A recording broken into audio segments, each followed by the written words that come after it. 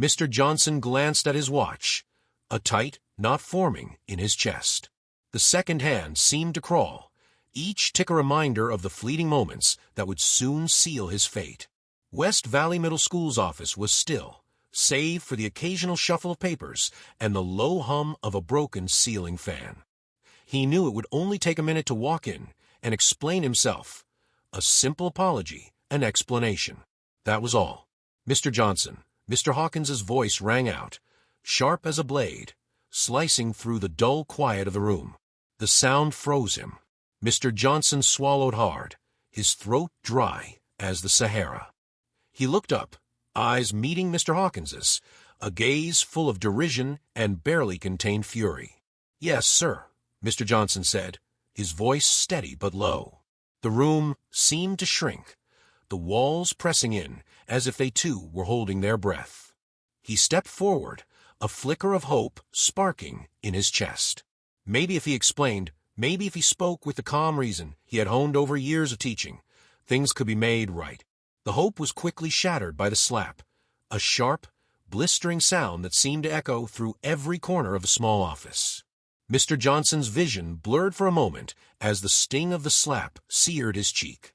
He staggered back, the sharp pain radiating outwards as the silence devoured the room. Gasps rippled from the gathered teachers, a mix of shock and something else. Fear, perhaps. Or maybe shame. The fluorescent lights above blinked, as if even they were startled by what had just happened. Mr. Johnson's hand flew to his face, the heat seeping into his fingertips. It wasn't the first time he had felt the weight of that kind of injustice, but it was the first time it had been so physical, so public. "This is what happens when you can't manage your time," Mr. Hawkins said, a twisted smile curling his lips. "Maybe next time, you'll remember who's in charge." The words fell like stones, heavy and unforgiving. Mr. Johnson's heart pounded, the blood rushing in his ears louder than the muttered voices and murmurs that followed. He wanted to scream, to break the silence that clawed at him like an unrelenting storm. But the fear, the raw, burning fear of what it would mean to retaliate, kept him rooted in place. "I won't let this stand," he whispered, his voice barely audible. He straightened, forcing the quiver from his lips. "I will not let this be the end of my dignity." The room held its breath. The teachers shifted uncomfortably, their eyes darting away, unable to meet his. But there were a few who watched him intently, their expressions unreadable. One of them, Ms. Carter, a young English teacher who had only been at West Valley for a few months, clenched her fists at her sides. The shame of being silent, of watching an injustice unfold and not speaking up, clawed at her conscience. It was an emotion Mr. Johnson knew all too well. "What are you going to do about it, Mr. Johnson?" Mr. Hawkins sneered, leaning forward with a smirk that sent a shiver down Mr. Johnson's spine. It was a challenge, a test of power that had been rigged from the start. Mr. Johnson took a deep breath, feeling the cold of the room seep into his bones. He could feel his anger boiling, hot and blinding. He wanted to lash out, to let his fists fly, and bring down the man who had taken so much from him over the years, his dignity, his sense of peace, his pride. But he could not today, not here. He glanced at the other teachers, their faces cast in a mixture of curiosity and worry. He needed to be better than that. He needed to fight, but he needed to do it with every ounce of his resolve. "I will fight for what is right," he said, his voice firm, almost a vow. The words didn't just hang in the air. They demanded acknowledgement, a call to arms against the quiet complicity of those who stood by. Mr. Hawkins's smile faltered, just for a second. But then it was back, and this time, it was even colder. "We'll see about that, Mr. Johnson. We'll see." He gestured dismissively, a signal for Mr. Johnson to leave. As he turned, his eyes caught the gaze of Ms. Carter, who met his stare for a brief, silent moment before looking away. For the first time, in what felt like forever, Mr. Johnson's heartbeat steadied. He had spoken. And that was only the beginning. The next few moments were a blur. The whispers in the office swelled into a murmur, then grew louder as the teachers exchanged glances, some with expressions of sympathy, others with unease. Mr. Johnson walked out, his legs heavy, his mind a tempest of rage and disbelief. He knew he couldn't just walk away. Not this time. At home, Mia was waiting. She sat at the edge of the couch, her small fingers pressed into the fabric, eyes darting to the door with each passing second. She could hear the muffled sounds of the school bus rumbling past, the high-pitched laughter of children playing outside. But the world felt distant, muted, as if it belonged to someone else. The stories her grandmother told her about the struggle for equality had always felt like lessons from a history book, distant and intangible. But now, seeing the worried lines in her mother's face as she looked out the window, and hearing the muted sound of her father's car pulling into the driveway, it all felt terrifyingly real. The front door creaked open, and Mr. Johnson stepped in. The mark on his cheek was already darkening, a stark reminder of what had just happened. His eyes met Mia's, and for a moment they shared a look, the kind that spoke of unspoken words, of hurt and a deep-seated desire for understanding. "Dad," Mia whispered, voice trembling. Tears welled up in her eyes, but she blinked them away. "What happened?" Mr. Johnson's lips tightened, his fists clenching at his sides before he forced them to relax. "Nothing we can't fix," he said, though the lie was thin and cracking. Mrs. Johnson emerged from the kitchen, eyes wide as she took in the scene. The room seemed to tilt as the weight of the moment pressed on them. "James, what did he do?" Mrs. Johnson's voice cracked, barely audible. "He hit me," Mr. Johnson said, his voice quieter now, but still laced with a kind of resolve that cut through the silence. The room was still for a moment as the truth settled, raw and undeniable. Mia felt her heart pound, the anger boiling beneath her skin, raw and painful. She wanted to scream, to run out into the street and demand that it all stop. But then she saw her father's eyes, and she knew the fight was just beginning. Mrs. Johnson stepped forward and took his hand. "We won't let them win, James. We fight, we speak, and we demand respect." Mr. Johnson nodded, the corner of his mouth tightening into a smile that spoke of defiance and love. "Yes," he said, his voice steady, "we fight." And in that moment, the family of four, bound by blood and resilience, stood together, knowing that this was just the beginning. The morning light poured through the half-closed blinds of the Johnson family living room, casting thin, wavering strips across the worn carpet. James Johnson sat on the edge of the couch, his hands pressed into his knees, eyes staring at the muted television that displayed a news report about the weather. But he didn't see the weatherman. He didn't see anything. His mind replayed the moment over and over. Mr. Hawkins' sneering face, the sharp sting of the slap, and the silence that followed. It was all too fresh, too raw.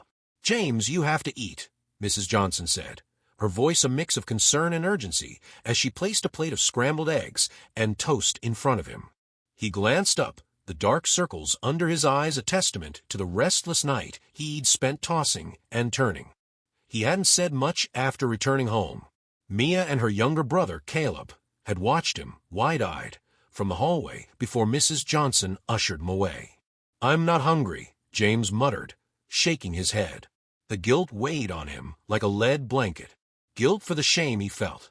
Guilt for the humiliation his family had endured. Guilt for the realization that this wasn't just a singular moment. It was part of a cycle, a system. And now, that cycle had touched his own home. Mrs. Johnson knelt beside him, placing a hand on his shoulder. Her touch was warm and grounding. "James, this isn't just about you. It's about all of us. You have to stand up. We all need to." James looked up at her, his eyes brimming with unshed tears. He wanted to believe her, to feel that spark of conviction, but doubt gnawed at him like a rat. What if taking action meant losing everything? What if this was more than just a fight for dignity? What if it was a fight for survival? Suddenly, Caleb's voice piped up from the hallway, breaking the heavy silence. "Daddy, I wrote a story at school. Want to hear it?" His excitement was as pure as it was out of place in the gravity of the moment. James managed a small smile as he nodded. "Come on in, buddy." Caleb bounded in, holding a crumpled piece of paper in his hand. He was only 8, small for his age, but his smile was the same radiant beam that could light up a room. He glanced at James with such unfiltered adoration that James felt a pang in his chest. "It's called the hero," Caleb announced proudly. His eyes shone with the belief that his father, sitting there in the battered couch, was his hero. James adjusted himself so he could see the words. The handwriting was uneven, a mix of block letters and scribbles, but each word was like a promise. "The hero went to school, where he was brave and strong," Caleb began, his voice gaining momentum. "The hero stood up to the monster that tried to make him feel small." James's eyes filled with tears, but this time they were tears of resolve. His son's innocence reminded him of the strength he had tucked away, the very strength he had been trying to hold onto all night. It was more than guilt now. It was an awakening. "That's powerful, Caleb," James said, his voice cracking with emotion. He swallowed hard and nodded. "Thank you for sharing it with me." Mia appeared in the doorway, her eyes wide and dark under the shadow of her bangs. She crossed the room, her expression a mix of worry and determination. "Dad, I've been thinking. We can't let this just go away. You need to tell the school board what happened." James's chest tightened. It was as if Mia, with her fierce expression and the quiet voice of someone trying to be brave, had reached into his soul and set fire to the doubt. "You're right," he said, the words coming clearer now. "I have to." Mia stepped forward, her small hand finding his. "We'll do it together, Dad." The living room, usually filled with the mundane sounds of cartoons, late-night movies, and soft conversations, felt alive with purpose. The house, built of old brick and memories, was now a fortress of resolve. They would not be silenced. Not this time. The next morning, as James walked into the kitchen to find Mia already at the table, poring over a sheet of paper, he felt a spark of hope. There, in black ink, was a letter that she had written, raw and unfiltered. "Dear School Board, my name is Mia Johnson, and I am the daughter of Mr. James Johnson, one of the teachers at West Valley Middle School. Yesterday, my father was slapped by Mr. Hawkins in front of his colleagues, and it hurt more than I can say. I watched him, my hero, a man who always taught me to stand tall, become small in a way I'd never seen. This is not right. We cannot let this happen again. Please do the right thing. Sincerely, Mia Johnson." James's hands shook as he read it. His daughter, who had once just scribbled her name on schoolwork with innocent pride, had found her voice. The echoes of her courage filled him. It was time. For the first time, he felt ready to fight. And maybe, just maybe, he wouldn't have to fight alone. Mr. Johnson lay in bed, staring at the ceiling, eyes bloodshot and tired. The echo of Mr. Hawkins' slap was still sharp in his ears, mingling with the sound of his daughter's voice from the previous evening. Why did it have to be him? Mia had asked, tears brimming in her wide eyes. Mr. Johnson had wanted to tell her that the world wasn't always fair, that people could be cruel without reason, but he couldn't find the words. He didn't want her to see the cracks forming in his armor, not when she needed to see him strong. He stood up, rubbing the sting from his cheek, the memory of that slap still searing like an open wound. A small patch of red had begun to fade on his skin, but the ache went deeper than the surface. The school bell rang, an almost cheerful sound that felt at odds with the storm brewing inside him. He put on his suit, the fabric stiff and unforgiving, and stepped out into the morning air, which was filled with the chirping of birds and the distant rumble of traffic. The world seemed unaware of the weight he carried. At West Valley Middle School, the hallway was crowded with students laughing, chattering, and pushing against one another in playful squabbles. Mr. Johnson walked past them, his back straight and his eyes forward, ignoring the nods and whispers. But the walls seemed to close in, carrying the weight of 1,000 gossips, some with sympathy and others with judgment. "Mr. Johnson," came a voice from behind him. It was Mr. Peterson, a young, nervous math teacher who had been at West Valley for only 3 years. "Peterson," Mr. Johnson greeted him with a nod, though he could see the worry etched into the other man's face. "I heard about what happened yesterday," Peterson whispered, his eyes darting nervously down the hallway. "And?" Mr. Johnson asked, the edge in his voice sharp enough to cut. He felt a prickle of anger, though he fought to keep it in check. Peterson swallowed hard. "I just wanted you to know. You're not alone.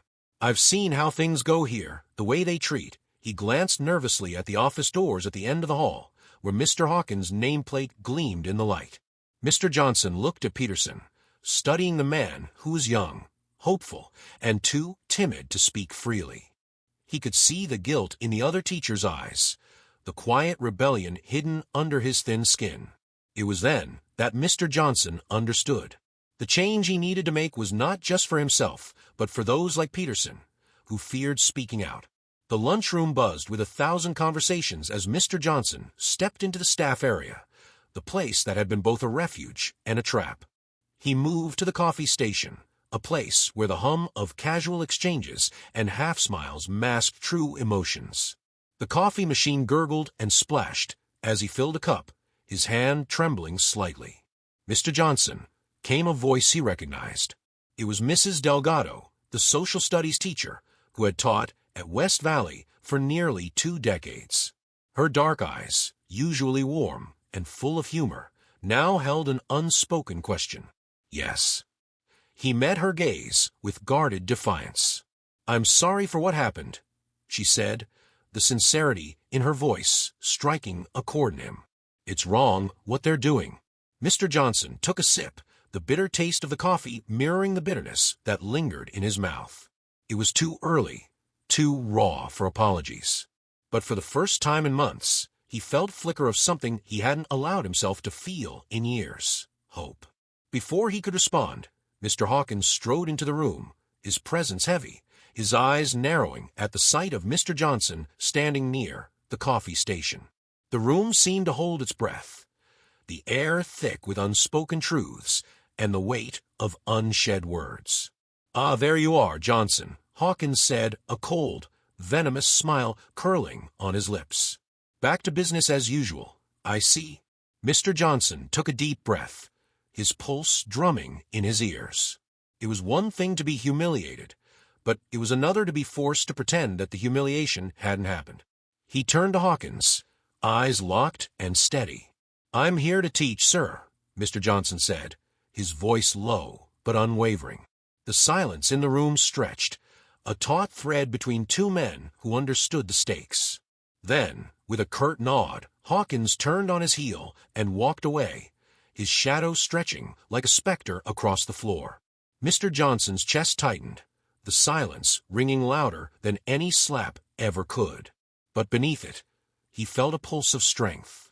The first lesson was always the hardest, but he would not let it be the last. "You're not alone," he whispered to himself as he took another sip, a newfound resolve starting to warm his veins. Today, he would be the lesson they never wanted to learn. The next morning, Mr. Johnson stood at the threshold of the teacher's lounge, taking a deep breath before stepping inside. He felt as though he were walking into an arena, where every eye would be fixed on him, a reminder of yesterday's humiliation and the silence that followed.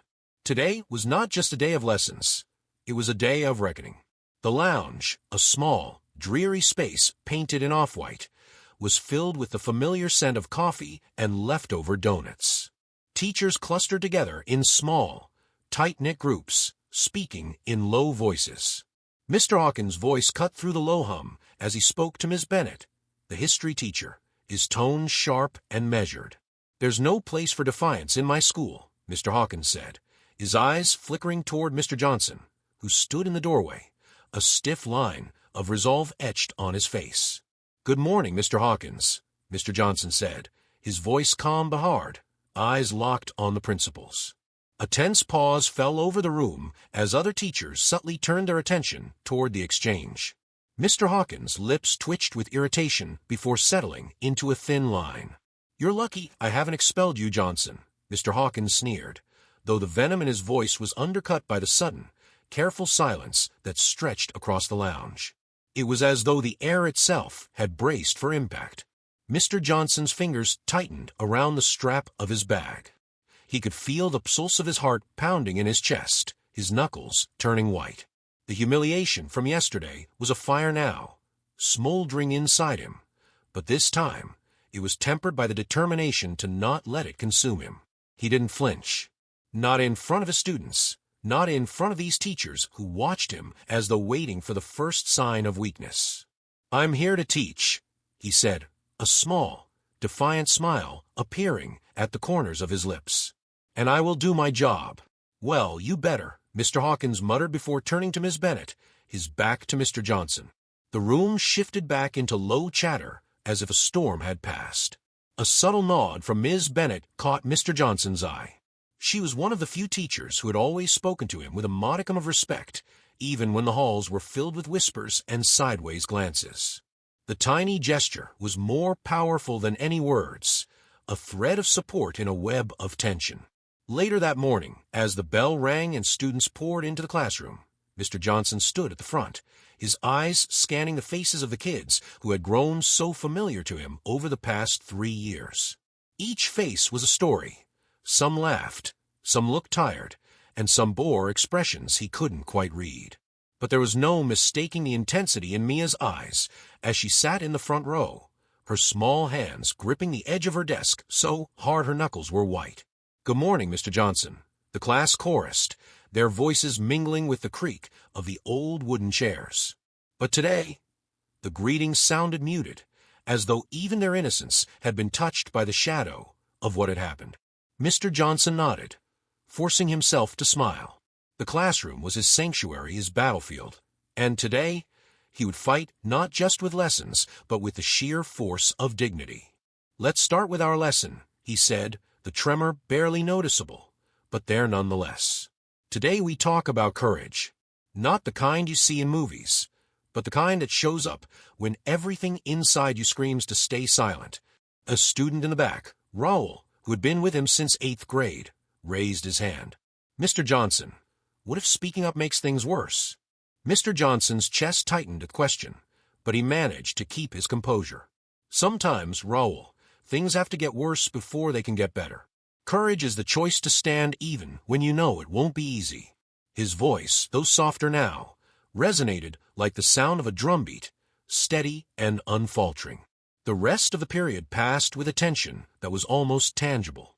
When the bell finally rang, signaling the end of class, Mia caught his gaze. There was a spark of something in her eyes, something fierce and proud. For the briefest moment, Mr. Johnson felt hope shift in his chest, the knowledge that no matter how harsh the storm, he had not been weathered down entirely.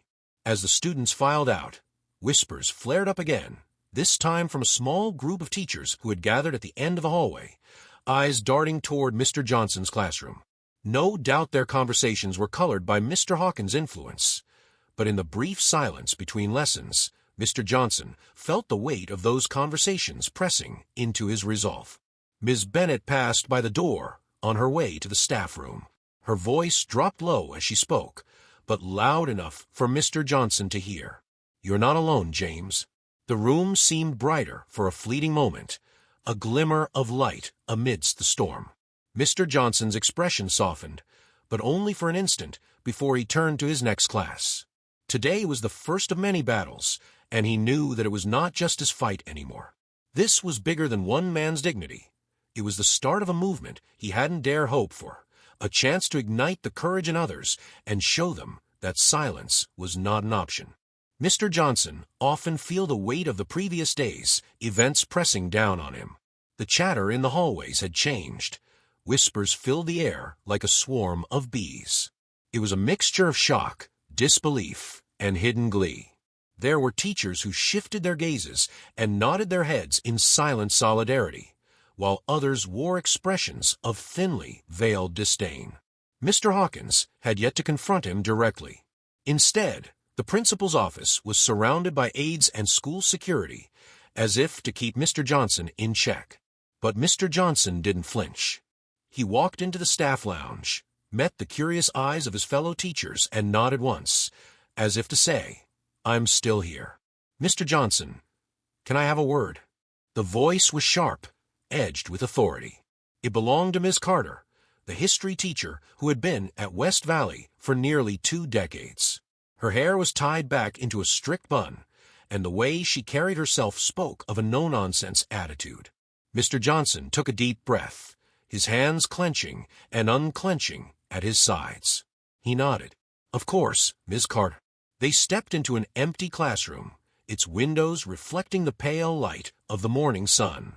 There was a chill in the room that had nothing to do with the temperature. "I've heard some things," Miss Carter began, her eyes a mix of concern and urgency, "about the way things are going to unfold."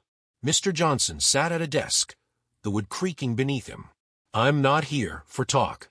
I'm here for answers," he said, his voice a whisper, but edged with the force of a growing storm. "Listen," she said, sitting down across from him, her voice dropping to a softer tone. "You're not the first to push back. But what you did, it's unprecedented. They're scared, Mr. Johnson.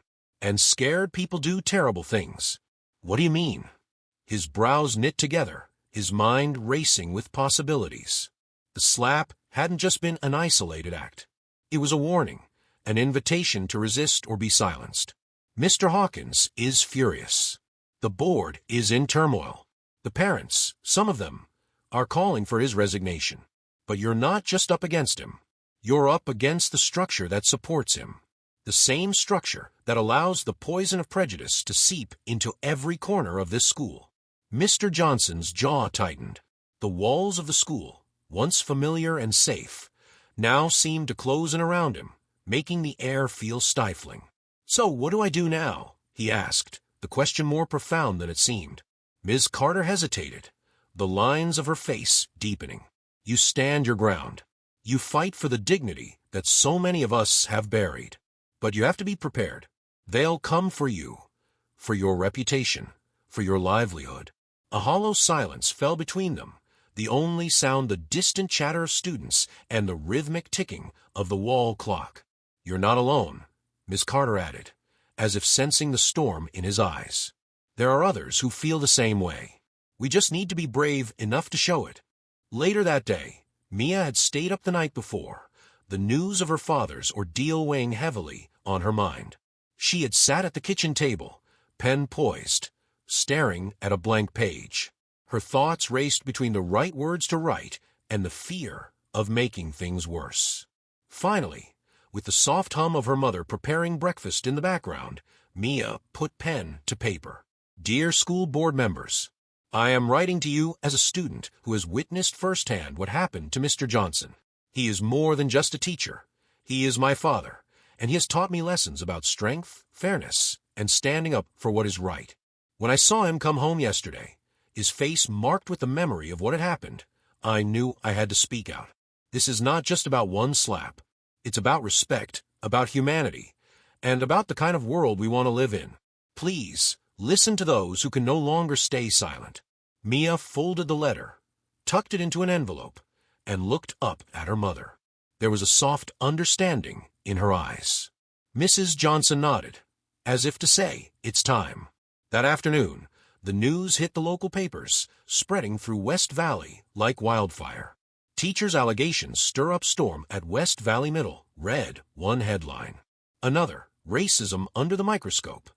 Community divided after incident." The following day, a small group of parents and teachers, with banners and flyers, gathered outside the school. The signs read justice for Mr. Johnson and end the silence. But not everyone was on board.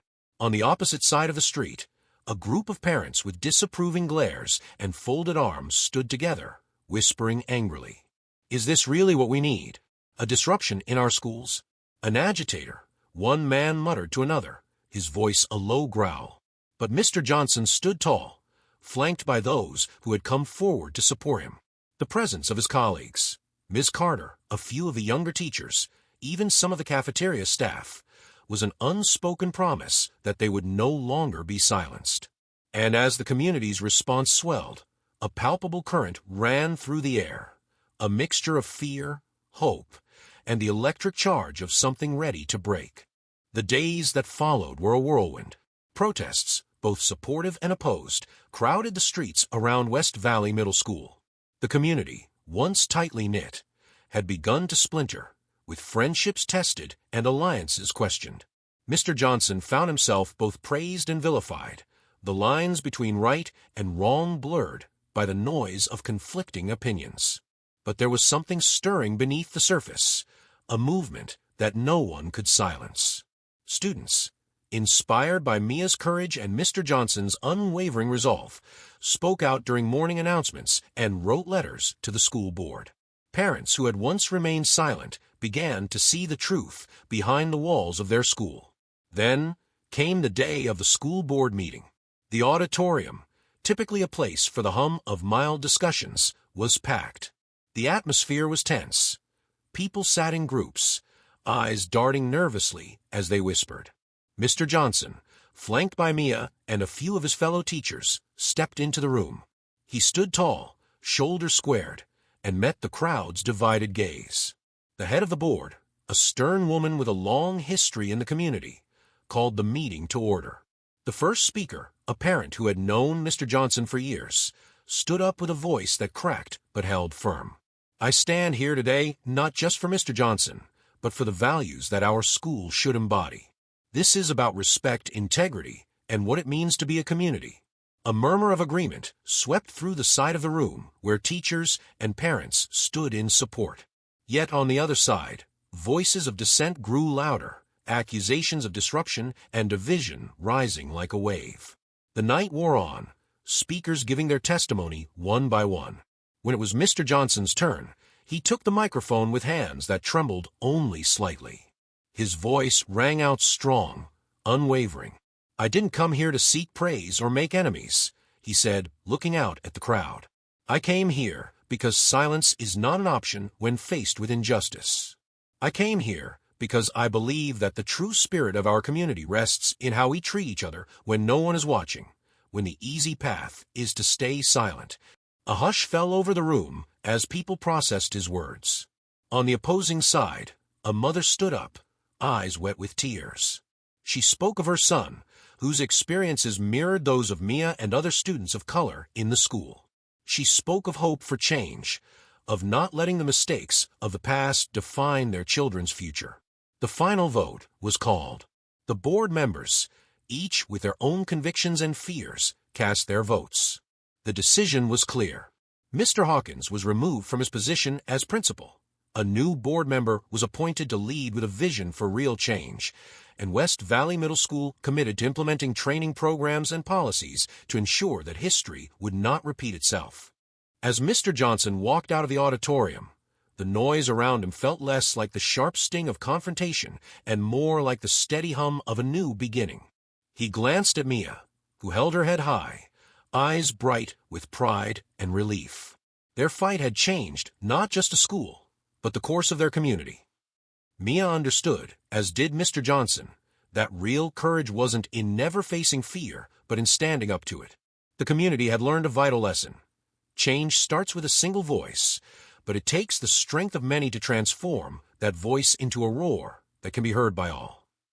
The moral: justice, equality, and respect are not just ideals to reach for in theory. They are the standards by which we must live, even when it's difficult. And when one person chooses to speak out, they inspire others to find their voices too. In the end, the true strength of a community lies in its willingness to confront its flaws and build a future where every voice matters.